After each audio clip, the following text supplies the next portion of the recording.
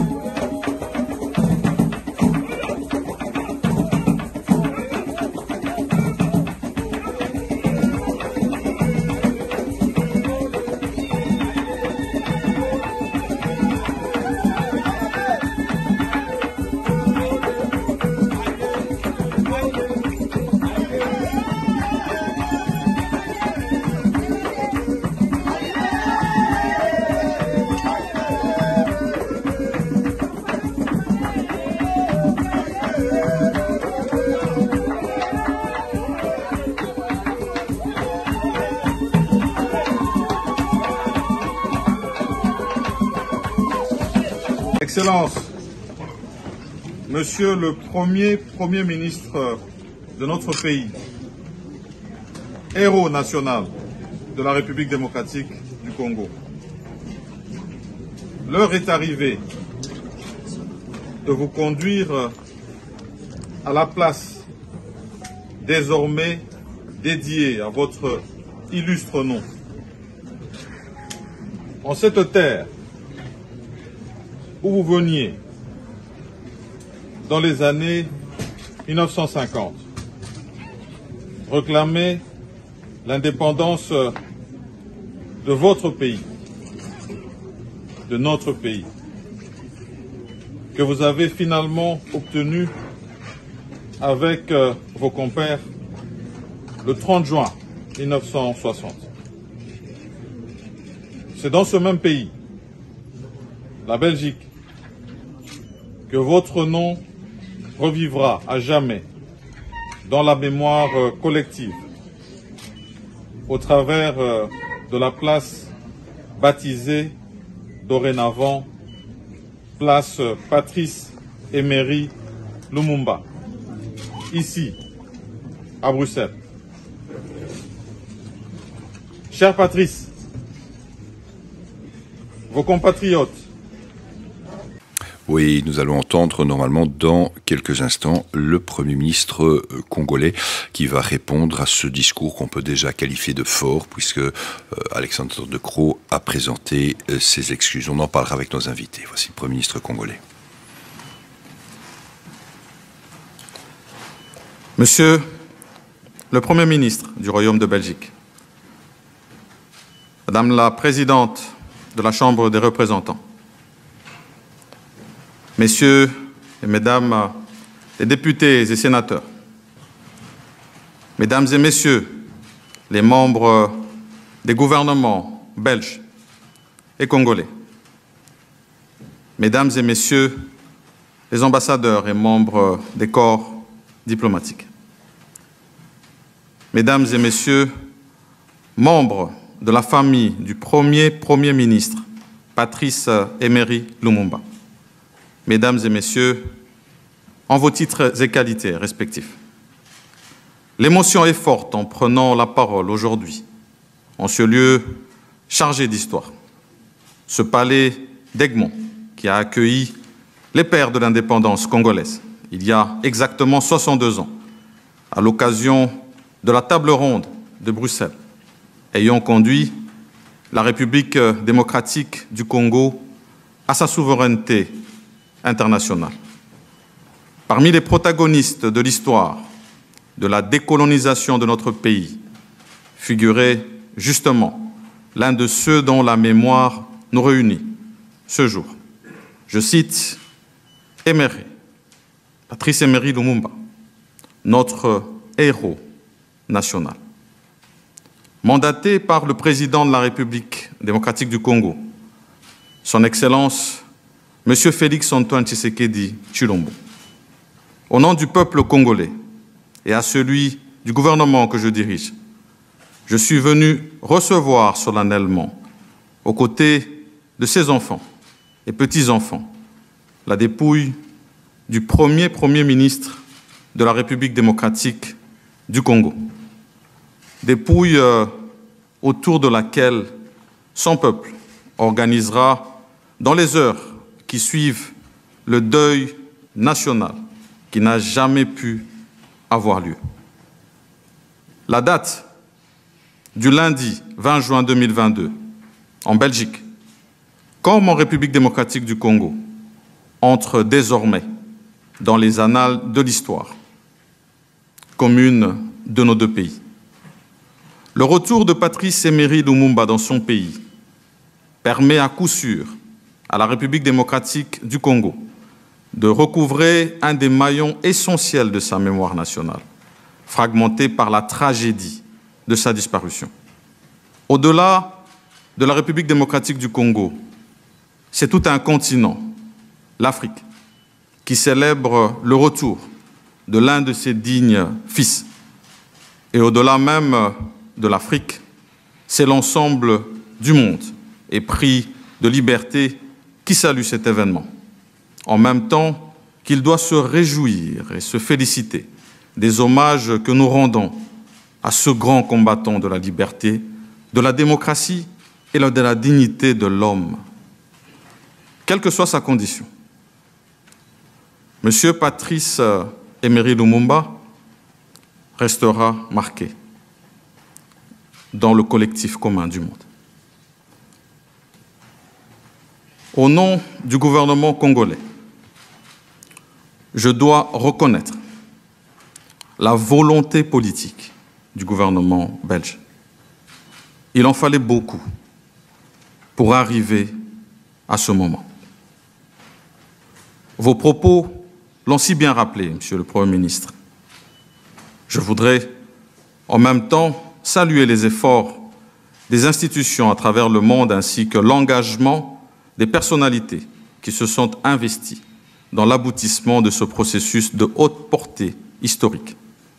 Dans cette journée constitue l'épilogue, nous ne pouvons parler de Patrice Emery Lumumba sans nous remémorer ses deux compagnons, Maurice Mpolo et Joseph Okito, qui, comme lui, ont perdu la vie dans des conditions tragiques. La lutte pour l'indépendance, la souveraineté nationale et internationale, point de départ de la prise en main de notre destin, demeurent incontestablement les motifs pour lesquels ils sont morts. Ils ont été admis récemment dans l'ordre des héros nationaux Kabila Lumumba, au grade de grand officier. Aux côtés de leurs familles, le gouvernement de la République se tient pour que justice leur soit aussi rendue. Le régime colonial a été un système basé sur l'exploitation et la domination, marqué par une relation inégale, injustifiable, et par le paternalisme, la discrimination et le racisme. J'emprunte ces mots du roi Philippe pour avouer que ce système et le traumatisme qu'il a entraîné a plombé les années qui ont suivi l'indépendance et ont eu une incidence sur l'avenir de notre pays. Le travail de la commission parlementaire sur le passé colonial nous édifiera davantage sur cette page douloureuse de notre histoire. En février dernier, à l'occasion de la visite à vos côtés du Musée royal de l'Afrique centrale, musée de Tervuren, Monsieur le Premier ministre, j'ai reçu de vos mains la liste des œuvres d'art qui doivent nous être restituées. Et la remise symbolique par le roi au président Félix-Antoine Tshisekedi du masque Soukou marque incontestablement notre volonté commune de nous réconcilier avec notre histoire et de scruter dans la sérénité et sans complexe l'avenir de nos rapports. Monsieur le Premier ministre, Mesdames et Messieurs, évoquer Lumumba aujourd'hui avec nos jeunes générations, c'est rappeler son combat, son rêve de faire de la République démocratique du Congo un pays moteur dans le développement de l'Afrique, par sa position géostratégique, en plein cœur de l'Afrique, par sa diversité et sa richesse socioculturelle, par son sol, par son sous-sol, par sa flore et sa faune. C'est pourquoi, dans son célèbre discours du 30 juin 1960, Lumumba lui-même soutenait, je cite, « Nous allons faire du Congo le centre de rayonnement de l'Afrique tout entière. » Une conviction qui rejoignait celle d'autres illustres figures panafricaines, telles Frantz Fanon, Aimé Césaire, Cheikh Anta Diop, Kwame Nkrumah. Visionnaire, notons que dès 1958, Lumumba alertait l'opinion, tant nationale qu'internationale, sur la menace de la violation de l'intégrité du territoire qui pesait déjà sur son pays. Il est le premier homme politique congolais qui emploie le vocable balkanisation, concept sur lequel aucune Congolaise, aucun Congolais ne peut jamais transiger. Aujourd'hui, il est de notre responsabilité d'appeler le peuple congolais, essentiellement sa jeunesse, à porter à bras le corps le combat de Lumumba, qui demeure aujourd'hui encore de grande actualité. Combat de protection et de préservation de l'intégrité territoriale. Combat pour ne jamais trahir la République face aux convoitises extérieures. Cette intégrité territoriale à laquelle tient aussi la Belgique et que vous, comme le roi, avez si bien rappelé en ce moment précis où notre pays fait face à une nouvelle agression rwandaise avec son lot d'atrocités. Des enfants ont encore perdu la vie, les écoles sont encore bombardées, des femmes contraintes à quitter leur milieu naturel. Depuis plus de 25 ans, la normale est devenue normale.